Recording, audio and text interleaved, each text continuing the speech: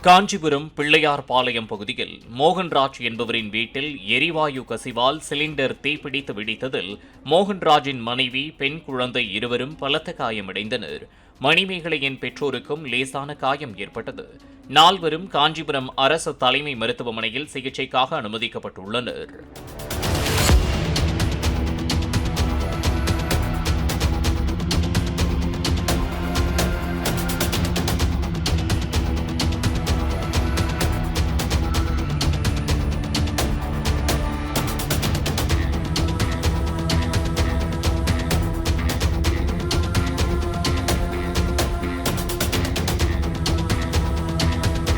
Play store மற்றும் app ஸ்டோரில் இருந்து பாலிமர் செயலியை QR கோடு மூலம் பதிவிறக்கம் செய்யுங்கள். செய்திகளை உடனுக்குடன் பெறுங்கள்.